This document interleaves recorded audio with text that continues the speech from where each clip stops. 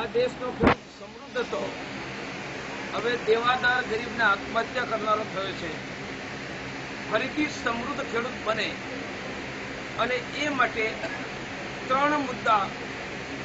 પહેલો મુદ્દો ખર્ચ વગરની ખેતી, બીજો મુદ્દો ખર્ચ વગરની ખેતી અર્થાત યુરિયા ન ખરીદો તો પણ તમારું ઉત્પાદન એટલું જ જળવાય, અને ત્રીજો મુદ્દો આ ઉત્પાદન ઓર્ગેનિક થાય એટલે એની વેચાણ કિંમત વધારે મળે.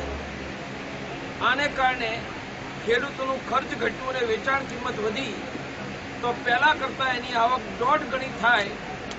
આવું હિન્દુસ્તાનમાં પરિવર્તન કરવા માટે ખર્ચ વગરની ખેતી કઈ રીતે કરવી એનું શિક્ષણ આપવા માટે ખેડૂતોને બોલાવ્યા છે. ખાસ કરીને સૌરાષ્ટ્રની વાત કરીએ, સૌરાષ્ટ્રમાં પાણીની કારમી કરી છે, ખેડૂતો દેવાદારો બન્યા છે, આત્મહત્યાના બનાવો બની રહ્યા છે. શું કહેવું છે?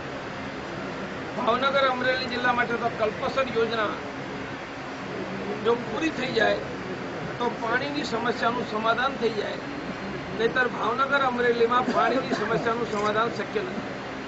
ખેડૂતો આત્મહત્યા કરી રહ્યા છે કારણ કે દેશના 52% ખેડૂત દેવાદાર છે અને દેવો વધી જાય તો મારે આત્મહત્યા કરે.